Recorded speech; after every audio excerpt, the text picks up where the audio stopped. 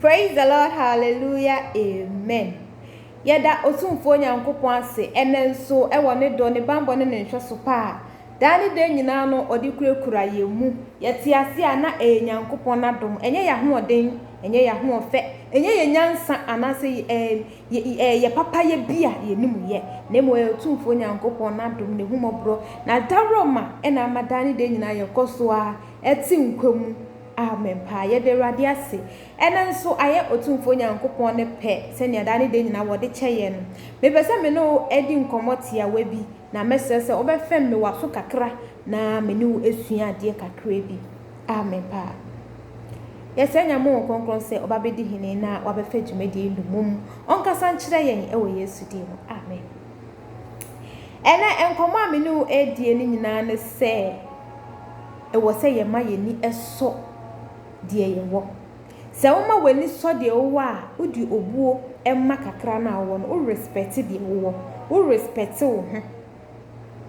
ba wa ma wani anso de wo a wankasa no dane de nyina no o underestimate wo ho dane de nyina no bu hu abomfia dane de nyina no ntumi nkan ho nko nipem because hu se obi wenim esen wo na eso se wo ma o de respect ma de wo no anase wo ma wani so kakra na wo na Wusu hu se bebi ebi no aduru no wusu waduru ho bi. Enti eya ma wani enso kakra na nyankopon edi ama wo no. Enti Bible say kitua bi a wo anyame nsa wo mu no eya eyesin kesi a obonefo no we hyira so. Se ya ma yeni anso de ye wa yeni beba ye ho so no na enibre esu bi a ye fe no enibre aboewura ya brabo. Yeni beba ye ho so no na otan bi aboewura ya brabo because se weni bre wonua ewie ye no otan na eba. Enti no mesere se ye bema yeni aso kakra na ye wo no because emra ye wo mu ye mere boni obonifo no nam kwan hodo bebre so a wodi wi anyame ma. Enti no wan hwe yi a ebe ya wo se obi akonenim aseme obi wonenim seme menua yi mene na hya ase na so no otumi ye ne ye seme nti adenti na mesumi mfa kwan bi so na membe ye so wo no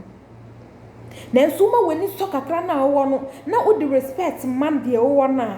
o respect de wo na nyankopon bo ama ne beye bebre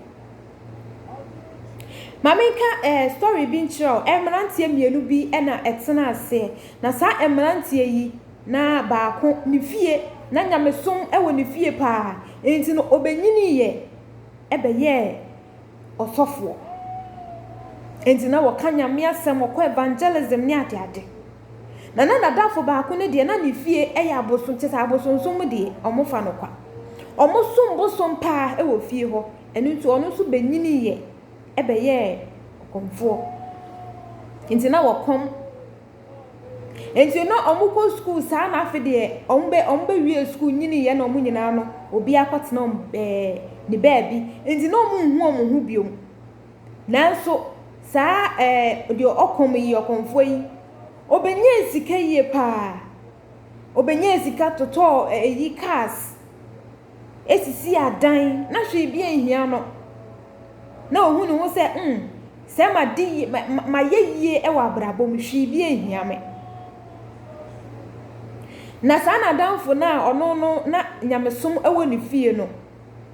na onya ni easy nyama nkoyie ma no etoda kra de obedi ekura no eho ye den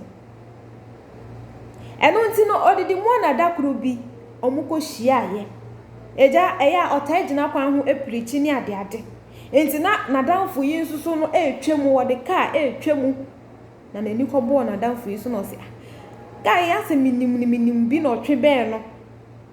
otwebe ne ni kodi nkomo ano hu se se na ye ne padi we na danfo pa no se na wo ko share he ene omudidi omo hu nkomo a ma ne ka che ne se wa wonim se me fie de nyamesom na awenti no enu mu ana mababa wi ase se ne me mababa ye sofi nanso ne memu nye ena na danfo yin so ka che ne se ena me susu de se wa wonim na me fie de abosonsom de na ye mfendi agrokura enti enu mu ana sisi a me so de me ye konfo sisi a de me kom nanso me wo bibia bi na omudidi omo hu nkomo ana eja omontam tete omukọ obi akọ ni fie na amadu na omukọ akoda no ena wodefo yi de oye sofo yi meka sofo no a ne ho akire no otene mpa so dwendwene se mabedi nyankopon echi ache na enso nema nko yiye mame na enso hwe menua ya mehia ni ono kro wonim nyame o na enso hwe sina na brabo aye fefefe na brabo aye kama na enso hwe me de bra na mebre mabedi nyame echi ache na enso bra na mebre mafa me ho adwene abrante ne fa ne ho adwene kan se ade chipe me komadamfo ne ho na waboa me kwanya wo fa so a ene ne ho atono no me nso so metumi afasa kwan no so bi sabra na nadamfo konfo yi ono nso so etene mpa so ono nso dwendwen se menya de me won de me panyina menya bi me wadan me wakas ede na me nie me wo bibia na nso akama ade baako ene me wuse a me ni nkwaje enti ono nso fa no ho adwen se adechi me pe me komadamfo ne nchen na waboa me na mafanya me because ene de me wanyina no se me wu a me ni hwe me ni nkwaje because bible amaya te ase se onye wiase japade nyina na se wo hwere wo kra odofo wunni nkwa enti abrante etina ase dwene ho ano se ade chipe me komadamfo ne nchen na waboa me na menso me ni nyankopon abenya ayonkofa na saa bosunsun we meyi me ho afiri mu na fofia anto ata omo nyina akoda ye no ade anche wo omo ntumi enya nkwa omo wiye entimi bisa se saa nipa mienu wei ugidi se omumu hwan ena obenya nkwaji omumu hwan ena obenya nkwaji saa konfo yi esachira na adwene ehunu ye se abrabo a wo bo no enye etwa se wo fa nyame enti onya adwen sachira eno wiye na saa wodefo e wasum nyankopon saa na enso the moment ene ni bo ne nua no so no ne ni brain no enti oye na adwen se nyankopon podi onsum no kura mpo bio because ma bedi nyame echi a chenso me bre ene saa de we ekoso bebere na wo wiase a o ti omo stories a otumo se omo pese omo san banyame mo pese omo beji Yesu di omo pese omo nya nkwaje because abrabo omo bo no emboa wo na enso se Kristo ni bi nso hu saa nipa na hu na brabo se ne wadress shepere na o se minu edie no hoto no ono so pese o yete so no ene wiase fo prese omo ba beji Kristo edi Kristo fo nso ebinom so prese ombesan ko wiase ni ni odofo bibia ni wiase o bibia eni wiase obonefo no oni bibi papa bia ede mayen Bible say obonefo no ba so be wia na wekum owia na wase wabra enti no woni bibi papa bia de mawo enti ne Kristo na wanya no so ni mu yie amen pa so ni mu yie na emfiri wonsa enkwaje na wanya no ma wani nso because eye wo se wo de na enye na nso obi pe wo no de wanya na na wo hunu se faso obi eni so no obi nyaaya anka wo pe be content with what you have ma wani nso kakra na wo no efise kitua bia nyankopon ehira so no eyesen de obonefo no ehira so eyesen pempem a obonefo no de ama wo asomdue enim ene nipa bebre na de omo akɔhye yi okotni sakawa bi mu a te se oje ne ho a enje disi obeso san na chi bi waton ne kra ma obronsam obeso wo san na chi na enso no aye too late ama no menua se wo de watumi aba banya nkwaje a senase ensa wachi Lazarus no sikeni Lazarus mia nani efa o ya mu ateti mu ekom etoda na de obedi ekura no onya etoda na nka empumpuru wa nka be firi odefo yipono so egu fom na nka no pu na wo pedie nanso na wonya nanso la so no ono na wonya nkwaje e ma ne kra mini adofo se wonya ho wonya wiase agapade nyina na se ne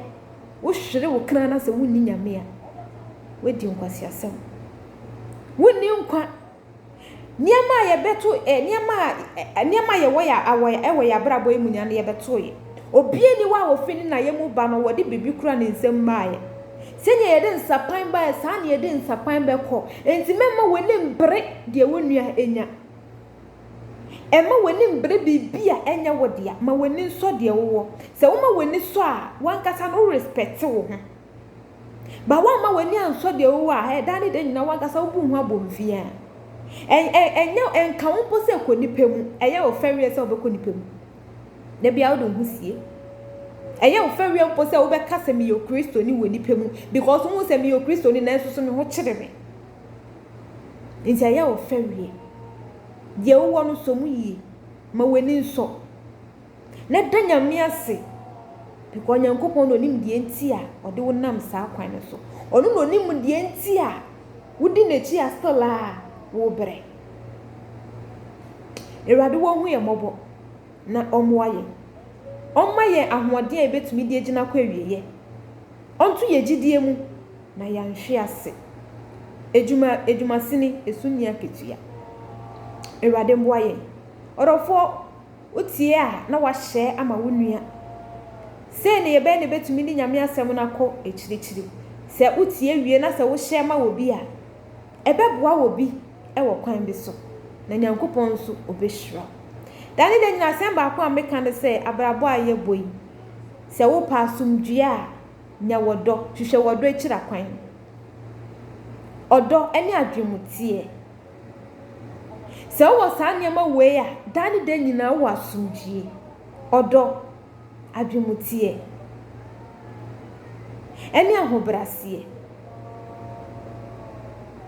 afenso eya yendi nokware emma ye ho yenya wodo adwemutie nokware die sa sumiensa ewo wabrabo mu adani de nyina wani gye dani de nyina wo asumdue eno ti yen try se ye beso sa abano na ebeboa ye